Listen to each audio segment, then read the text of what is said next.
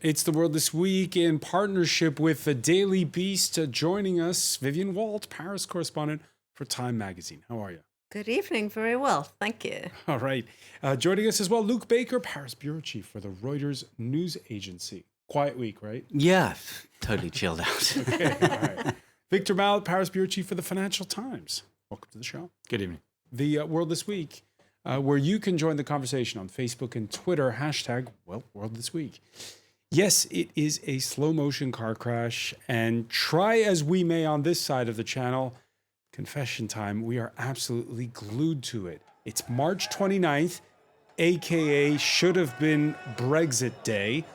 And as these Leave enthusiasts remind us on their march to Westminster, the House of Commons, which has been the scene of so many theatrics this week, offering up, well, an extended Friday run this time around with another dramatic vote. The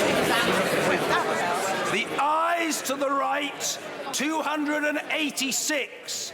The noes to the left, 344. So the noes have it, the noes have it. Unlock.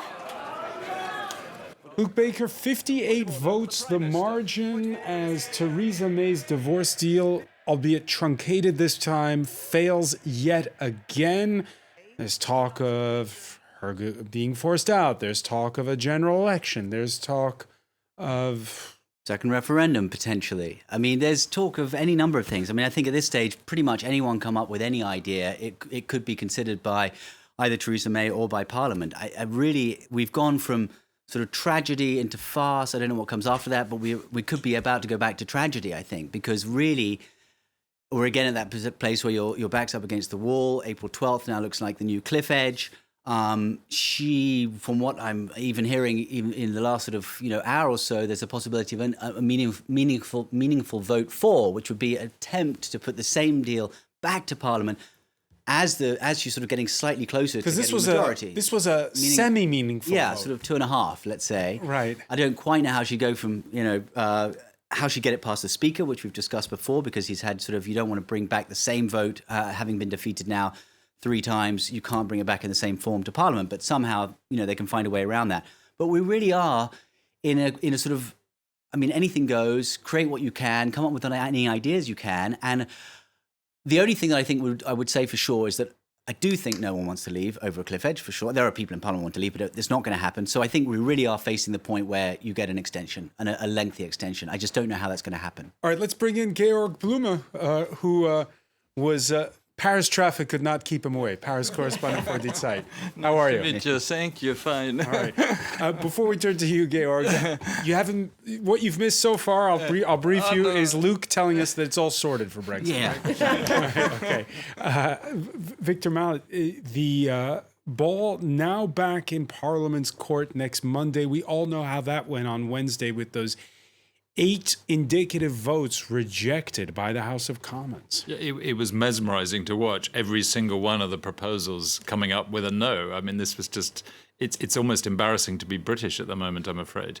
And of course, the Europeans are getting a bit fed up with this, and they really want clarity of some kind or another. Be truthful here. Were you embarrassed, or were you proud of the fact that the rest of the continent was also mesmerized and admiring the theatrics of British parliamentary? No, I politics?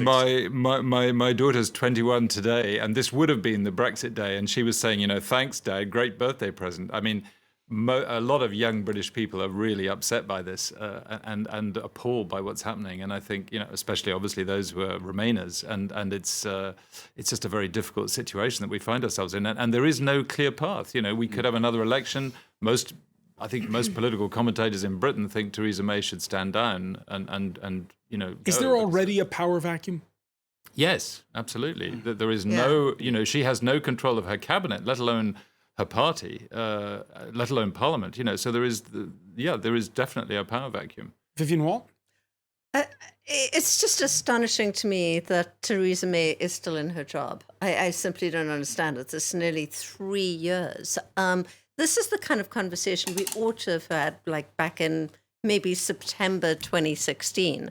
Instead, we're having it on the very day that the UK is supposed to leave. I mean, what is with this country? I have to ask my dear British colleagues here. But the other thing is, I've been in Brussels a number of times in the last few weeks, and, the sense of the whole of Europe basically being somewhat held hostage to this kind of because they don't want to theatre going on in London. The rest of the EU 27, they don't want to be seen as the ones who force a no-deal Brexit. I think we forget how awful this is for the 27 countries of the EU. Absolutely. It's traumatizing. It's dominated the agenda. It's stolen any ability to kind of try and talk about anything else or move, the European project forwards. But really, the kind of tragedy is they don't want to end up in a no-deal exit scenario. But if Britain were to turn around randomly, which is anything is possible, and say, you know what, we're revoking Article 50 and Britain's remaining in, I think that would equally be an absolute nightmare for people, because you're going to have to deal with this, lumpen Britain still stuck in the club when you don't really want them there. And do you agree with that, Britain. Well, so far, Brexit has served European unity, at least you can say. You have we aren't divided yet on it, but it comes closer to division for Europe right now. I think that's a big danger. We have, if we decide if the British should take part in the European election or not, which is a big discussion now, then really positions will be divided within Europe. And that's a big... I think maybe the one silver lining is that it seems to have totally shut down any move by the French or the Italians or whatever for an exit out of the EU. That is completely... You mean of some of the opposition parties? Exactly. You don't ever hear Le Pen say that, or Salvini, or... that's just off the agenda. Yeah, this whole idea that you wanted to make sure that leaving was really unpalatable so no other country would think about it. Britain kind of did that. We didn't need any help from nasty Europeans on that. Absolutely. Yeah. But I think the key point is this: suck the oxygen out of everything else. There's just, in Britain in particular, there's no debate on anything else. There's nothing. Nobody's thinking about education or healthcare or all the other important things that need to be done. And to some extent, the same is true in Europe. With just because it's just taking up so much time, as it did at the last summit earlier this month. And there's an emergency summit that's been called for April the 10th. Theresa May, how long she stays in that job, that promise of a resignation before those indicative, before her semi-meaningful vote that we saw. That has would-be conservative suitors for the Prime Minister's job trying as best they can to curb their personal enthusiasm. And what about your leadership ambitions? Have you been shoring up support? We're not talking about that now, we're talking about Brexit. But, you're clearly thinking about your potential future. But not thinking about the important decisions for the country right now. Absolutely not. I'm thinking about the important decisions for the countries right now. Look, in a way, I suppose no one wants to be holding this job. No one wants. And the irony is, if Theresa May fails, as she did again in today's vote, she stays on. If she'd succeeded in today's vote, she'd be out because she'd said that she'd leave. Right? If the withdrawal agreement had been voted through.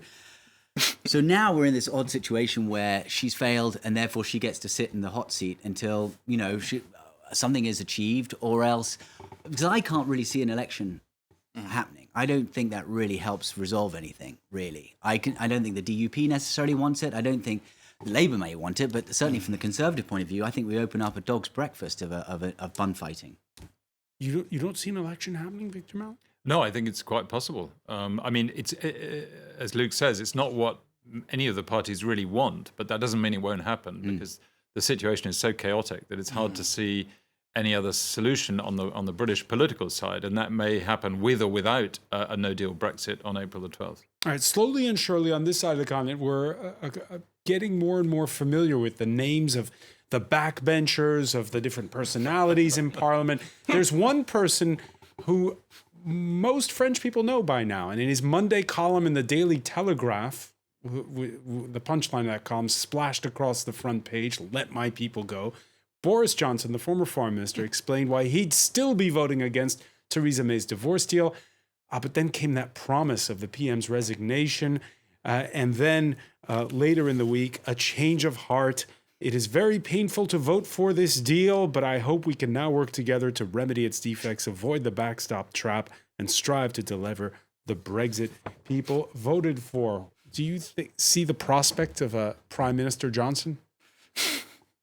I don't know. I really don't know. But I wonder what this story is hiding. You know, there's such a big thing that England is leaving us, or Great Britain is leaving us, Europeans, and we can look at the spectacle, but what is it hiding? What are we doing wrong during this time? Are we not, are we not open enough to really let them have that thing done, or should we, shut the door, get it over with? And it goes back really, to and I don't know. The problem is that this had nothing to do with Britain's relationship with Europe, and had everything to do with the Conservative Party's relationship with Europe, and what. Now it has a lot. Of course, it does now, but the reason for the original referendum was to try and sort of heal the divisions in the Tory party and get that out of the system. In fact, the opposite happened. You've ended up. Well, also we discovered something. We discovered something else, which is there's an annual survey of British social attitudes by the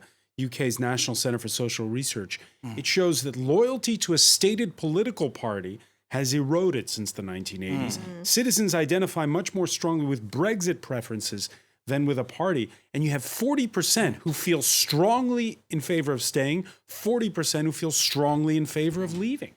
Yeah, this is the problem. It's a division across the country. It seems to me on a decision like this, it should never have been a 50-50 referendum, if a referendum at all. Right. But, I think that the indiscipline in the British democratic system is not matched by discipline now in France or in Germany to really get their act together, make Europe progress, even though there is this unity of the 27 on the Brexit, on the issue itself. There is no where should there be discipline? Where should there be discipline? Well, we're looking at France and Germany today. They are different on every subject, from warplanes to industrial policy to China to you can differentiate them on every point.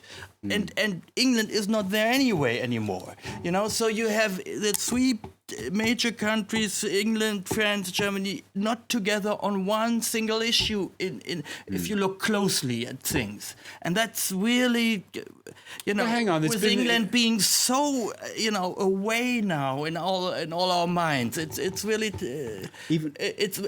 I think it's hiding. The political crisis is deeper than we're thinking in Europe. Well, what's crazy, going back to what Victor said, is that it's really almost an internal party fight. And it's not just, and Theresa May is allowed to, I think to a certain extent, the parts of her party, and particularly the ERG, to take hold of the agenda. And what you're seeing now is even debates in Parliament over leaving, which have involved members of Parliament accusing one another about which school they went to. It's that ridiculous that they are sort of picking fights with one another about, I went to, you went to a stupider school than I went to, in a very sort of totally old school. That is the British Parliament, the European democratic institution but it's factionalism. Of history, it will affect us. It is affecting you. It's gone beyond that. So factional. It's gone beyond that. So the point is, it needs, I think, And I think getting back to what your point of the survey says, people don't. What's crazy is that they've taken over the agenda and they're dominating the agenda and preventing, or pushing for Brexit or preventing a deal going through. People are energized on the topic. But traditional party politics doesn't stand up any longer. It probably does mean that the Conservative Party needs to shatter and break apart, and there needs to be some fundamental changes. But is that, Theresa May is there trying to hold it together? I don't know whether if it was only the Conservative Party that was divided, there wouldn't be any problem. But the Labour Party is also divided, and you only have one party that really believes in one thing, which is the Liberal Democrats, I kind of agree with Jörg that, we are so wrapped up in what's going on in the British Parliament that I think we just are not thinking about the bigger picture and what terrible trouble Europe is in as a cause of Brexit. This is a giant loss that is going to affect Europe for many, many years. Let's pick up on that point. What can one single European nation state do when faced with bigger powers? If you're France and you're hosting China as president, well, schmoozing doesn't hurt. Actor Alain Delon, musician Jean-Michel Jarre, and his partner, the actress Gong Li, among the celebrities invited for a state banquet Monday night that followed the signing of big contracts with Beijing, like the sale of 30 billion euros worth of Airbus jets. But for the hard part, I hope Georg is heartened by this, Emmanuel Macron called in reinforcements. The German Chancellor Angela Merkel and the European Commission President Jean-Claude Juncker flying to Paris for a four-way meeting that took place on Tuesday with Xi Jinping. Georg, isn't that the sign that, Europe has heeded the call that they have to act together when they're dealing with bigger blocs like the US or China? No, it looked great. They had nothing really tough to talk about. It's Xi, Merkel, and Macron. They talked about general topics, world politics, multilateralism, how to save the world in the future, the climate, and so forth. And they did three fantastic. So it's just a photo op? Well, No, I don't think that's true. I don't want to say that, because there were good intentions, really good intentions with three of the world politicians we maybe can still believe in. So we don't want to ridiculize, but it was very on results, of course, nothing. And all the big deals were done the day before when it was bilateral, and the Chancellor talked on nothing concrete, even though she was much more far-reaching in her thoughts than usually she is, very pragmatic and so forth. So we don't see Merkel always like that. But Macron was talking tough on trade and investment. No. And he was using He was happy with his Airbus deals. No, but that was the day before. I think he's using this in a way as one of the ways that he tries to forge European unity is by because this is something on which he and Merkel agree, is the need to control Chinese investment. We're going to pick up the need to promote Chinese opening of its market to European investors. I think that's a reasonable thing to do. And we're gonna pick up on this, gentlemen. We have to take a very quick break. We'll be right back. Stay with us. You're watching The World This Week.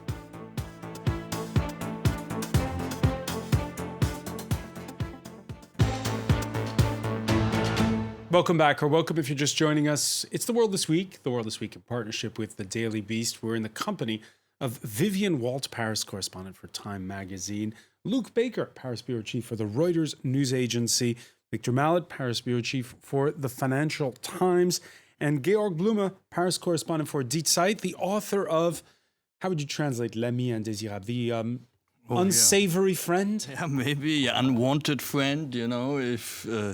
about Macron it's and about Merkel. Macron, who's always calling on Germany to do this or that and come along, and Germany saying, oh, this old guy. Because just before the break, we're talking about that visit of Xi Jinping, and Macron was able to convince Angela Merkel to come to Paris. Yes, she went there, but after, her party president really, refused everything what Macron had been doing the last 2 years. So, she had to go just to keep Vivian good face. Walt, you've just been reporting recently in Italy.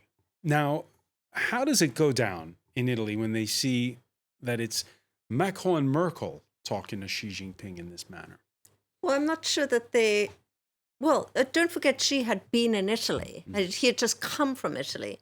So, and I think part of the play by Macron was to say, you don't cut, individual nation-to-nation deals in the EU.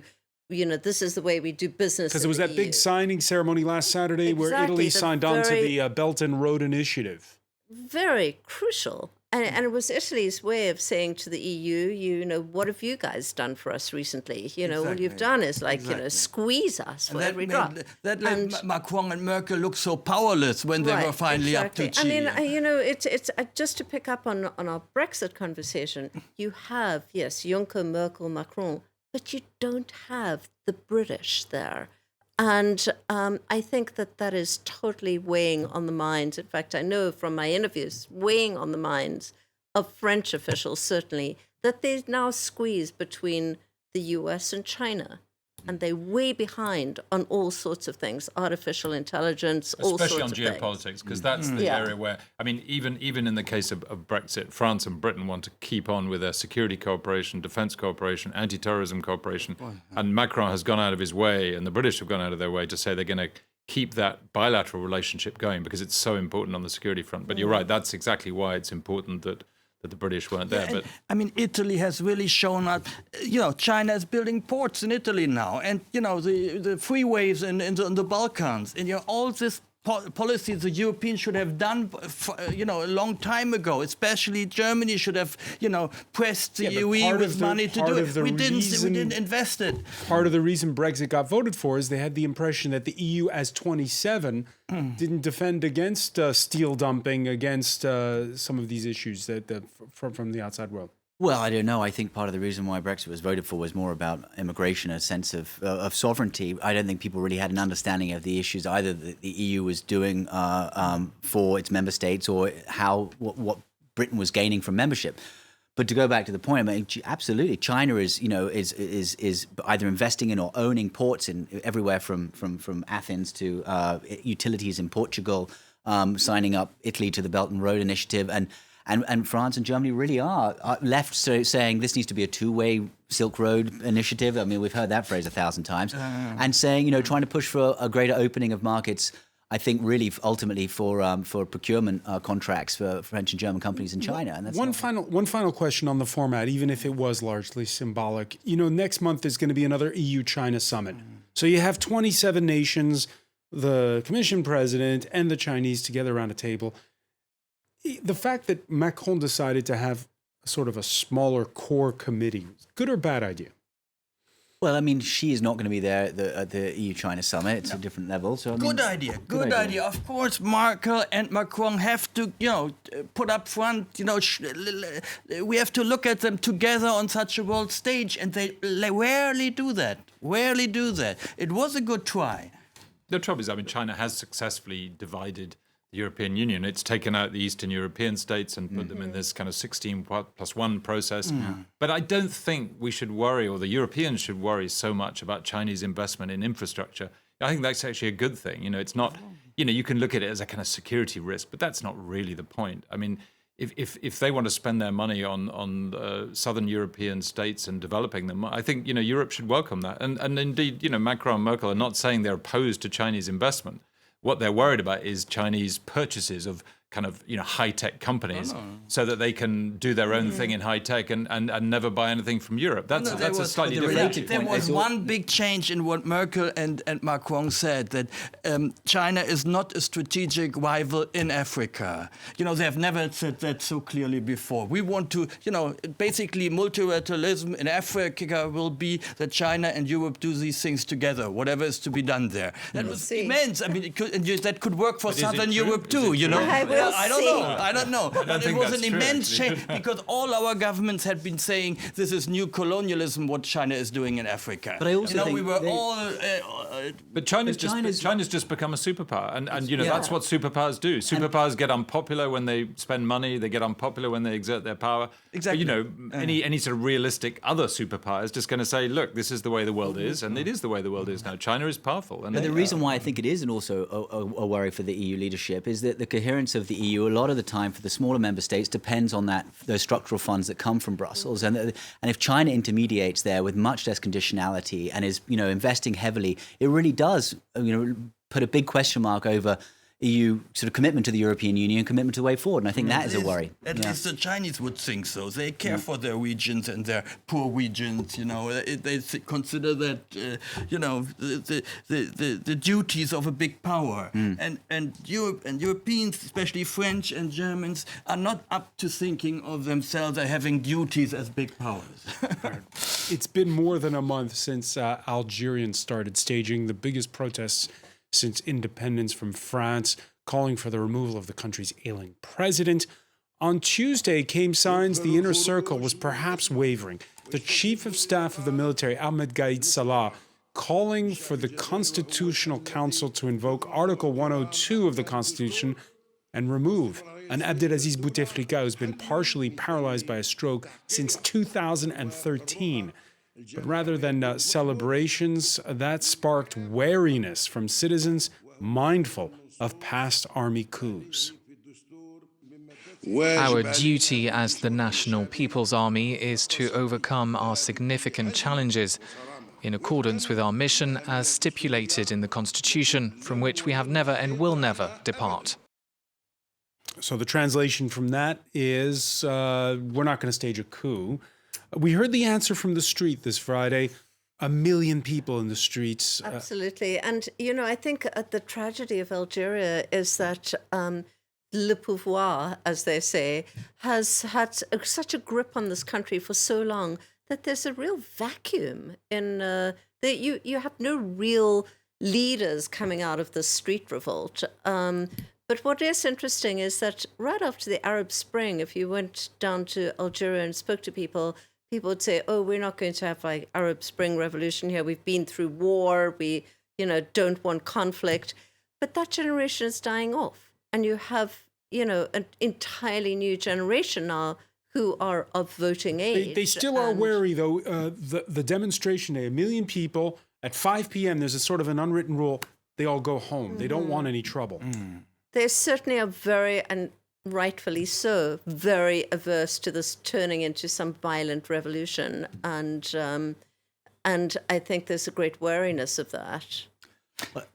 It seems sensible. There's a desire to keep it peaceful, but we've got a lot of competing forces. You've got, obviously, a groundswell against Bouteflika and the old regime, which seems to have been gaining momentum, but the army needs to feel that it can retain a say. And I think the younger, if you like, the new regime that wants to emerge, the half the population that's under the age of 30 doesn't want the army there either. You've got the Islamists hanging in the wings who also want to regain a sense of influence.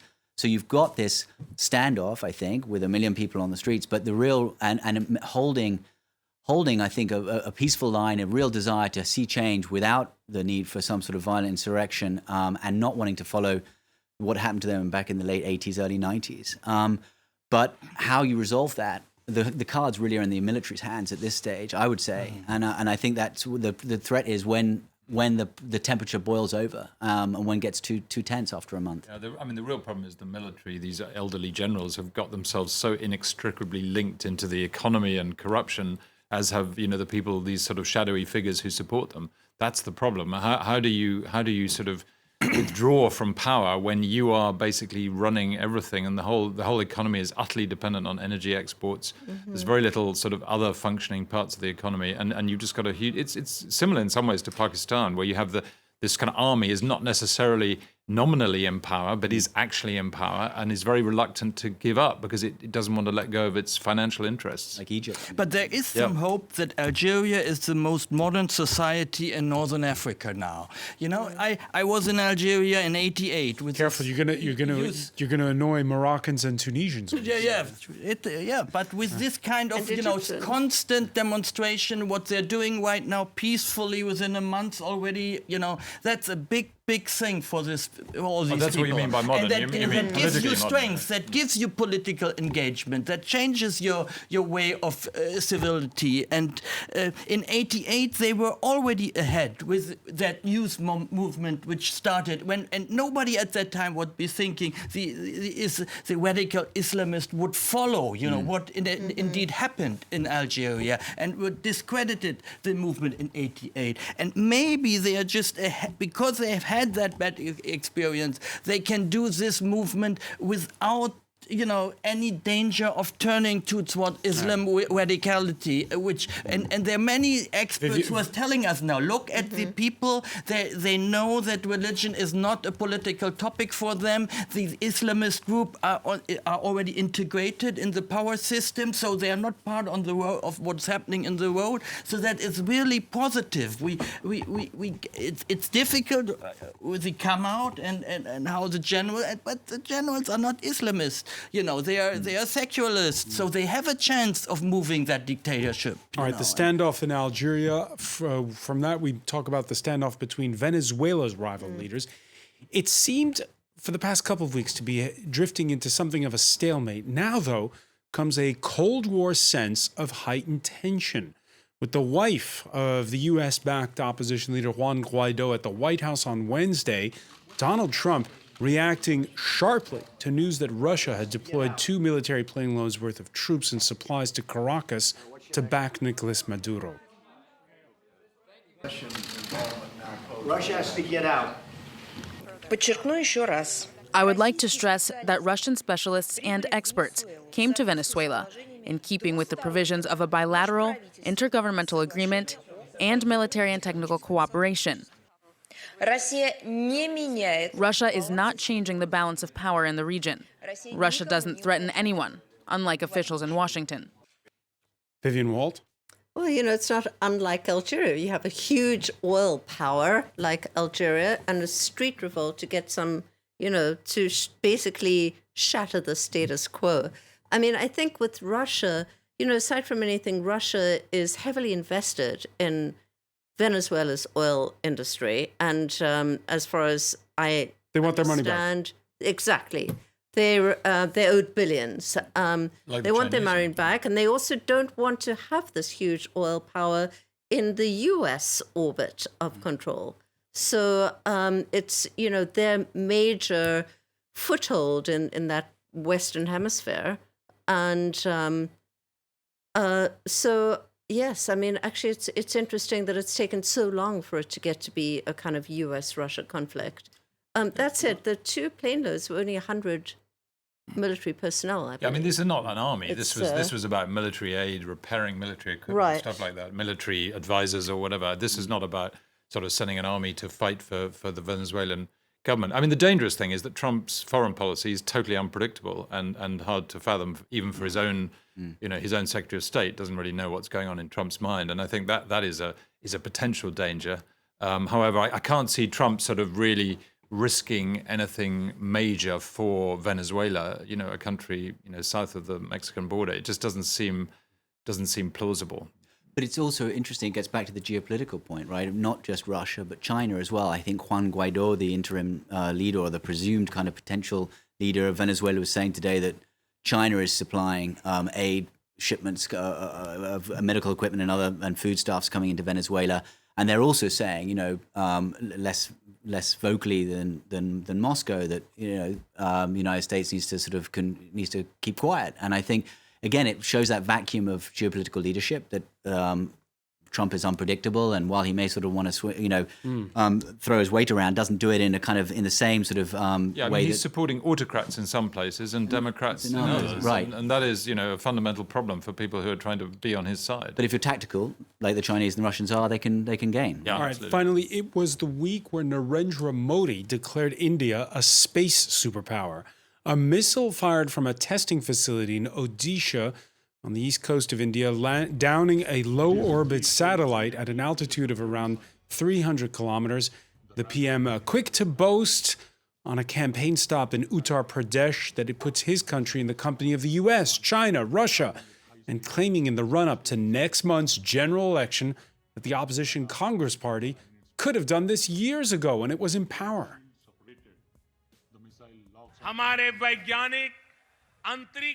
Our scientists asked to test an anti-satellite missile, but the previous government chose not to take that decision.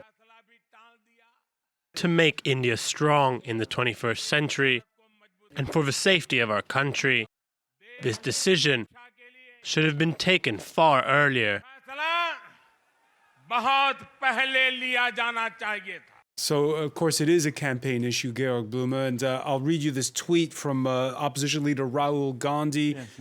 He said, "Well done, extremely proud of your work. I'd also like to wish the PM a very happy World Theatre Day." By the way, Wednesday really was World Theatre Day. I looked it up, and so, which was, by the way, was witty for Rahul. Actually. Yeah, which was, by the way, the same day they voted in the House of Commons on Wednesday.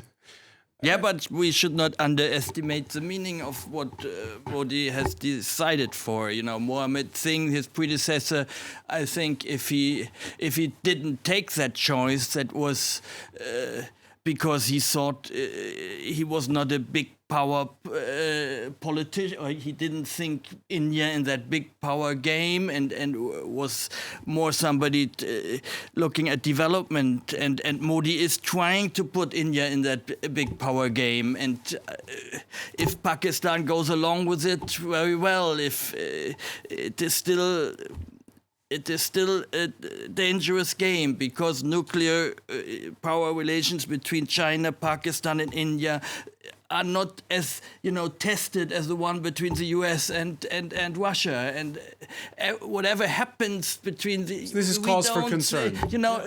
We hope it's just an election gag. But then he's it's risking a lot to win a few votes. I mean, there's no question. Yes. As you pointed out, and as he himself pointed out, this is really about domestic politics, not about geopolitics. But the dangers are clear. This is quite a threatening thing to do. Apart from anything else, there's a lot of space debris up there, admittedly in low Earth orbit. But even so, this is a very serious thing to do, and it does kind of advertise India's geostrategic power and its ambitions as a space power. But to do that purely, because you're getting unpopular among voters because of low crop prices and things like that is really a very, very risky thing to do, I think. The United States rushing to India's defense, it sounded like, with one top Pentagon official saying, "Oh no, that debris is going to blow up in the atmosphere. It's not a danger." Well, yes, but I mean, you also have the White House with somewhat tense relationships with Pakistan right now. So and China. China, exactly. So I totally agree with Victor. This is like a big geopolitical game, but it's all about votes, and it's such a kind of disjuncture. And it's like attacking Pakistan, which they did. The same message is to show yourself as a strong. The prestige of Pakistan is now in danger. Pakistan was always saying we're on the same level with technology and so forth, and they won't be able to follow that one so quickly. I wonder with a more engaged U.S. administration whether such a thing, if the intelligence networks knew it was going to happen, or they were maintaining close ties with the Indians, and they knew it was going to happen, they would have discouraged them from doing it. I mean, you also, we are now entering a world where these shows of strength become more and more potentially they get escalated and they become dangerous. So how many votes will he garner from this? Is it enough to help him win that election? I think it'll give him a boost for a week, and that's the problem, is that the elections, are going to take place over several weeks. They start April 11th and they finish May 19th. Yeah, but we're talking about 900 million voters. So in India, general elections are held in stages over quite a substantial period, usually about 6 weeks. So that it won't necessarily last all the way through, and it may not last until the important states. So, but that doesn't mean he's not going to do something else, along the same lines. Does campaigning go on through that whole time? I think you have to stop just before. I think it's usually a day before or something like that. Yeah. God. So there's no campaigning after April 11th. I'm not quite sure whether campaigning is limited in each state when before that state votes, or whether it's nationwide. Wow. I think it might be nationwide, actually. Yeah. It's going to be an exercise that's going to be watched. Narendra Modi seemed so popular, biggest win since 1984, the last time, and yet he could be voted out. I mean, he could lose his majority. Well, so far he's ahead in the polls, and most predict him to win, which would be a very rare achievement in India, where votes against those who held power have been very frequent, and I don't think that the Congress Party is really that far yet to be able to have to win this election. So, I mean, Modi is a very difficult to take figure. I think he is better than most of us thought. He hasn't turned out to be that Hindu nationalist, aggressive and racist or whatsoever we could have expected him to be. And still, we don't know what's really working inside Indian societies in states like Uttar Pradesh, which have become very, much more anti-Muslim than before. I think the problem is the first election that he won, general election that he won, his message was about development. It was about creating jobs. It was about sanitation, all those things that India needs. This election is much more Hindu nationalist, much more nationalist Indian. He's really pushing that hard line. It is kind of underlying that there's a kind of subtext of anti-Muslim minority, and that's slightly worrying, I think. However, India is as you said, there is always an anti-incumbency factor in India. And the other thing is that because it's a British-type system, if opposition parties get together and gang up on the incumbent power or the main, political party, they can win because, Modi won the 2014 election with something like 30% of the vote. And that's because you have a first-past-the-post system. So if you have a lot of parties fighting against you, they each get 10% and they don't get the seat in Parliament. So plenty of suspense between now and the beginning of that general election. Victor Mallet, I want to thank you. I want to thank Vivian Walt, Georg Blume, Luke Baker. Stay with us. Media Watch is next.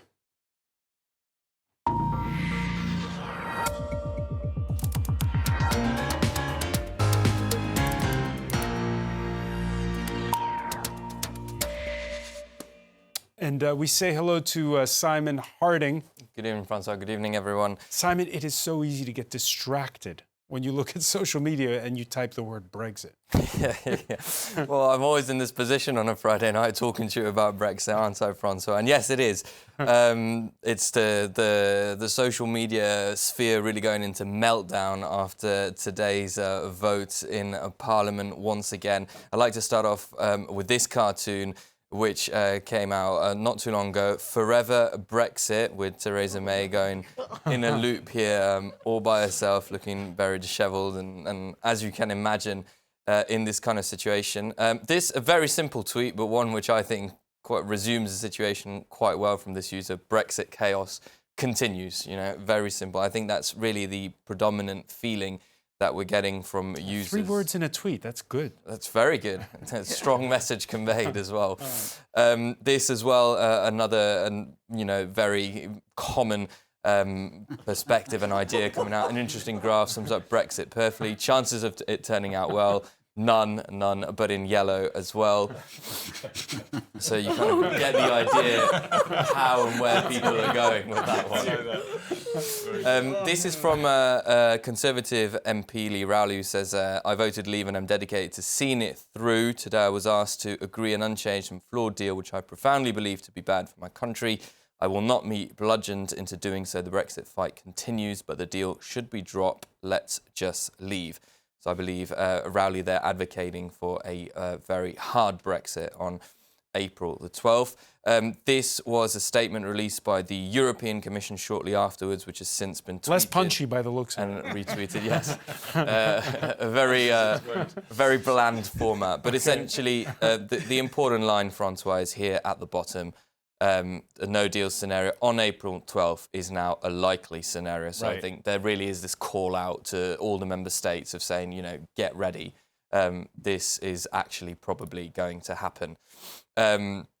This Twitter user just saying, and, you know, looking on proceedings with a little bit of, you know, disbelief and fun, I suppose. Parliament's so funny, rejected no deal, rejected no Brexit, rejected the common market, rejected the customs union, and so on and so on. So, you know, he's saying he's surprised that Theresa May is still standing and still going. This cartoon was actually published a few months ago, but I thought, given the current situation, it's actually quite funny to bring it back out again. It was published in December of 2018. Little did people know it was going to proceed this way, I guess. And this Twitter user also, I just can't wait for #Brexit the movie. Again, I think we're laughing a lot about it, but I think the common feeling is that people, you know, they can't believe how comical, I suppose, it's become and at the stage of where Britain is now. You see, Luke began the show by wondering if it was tragedy or farce. You're saying it's comedy. All right. Tragicomedy. All right. Many thanks for that, Simon Harding. I want to thank our panel once again. Thank you for joining us here in The World This Week.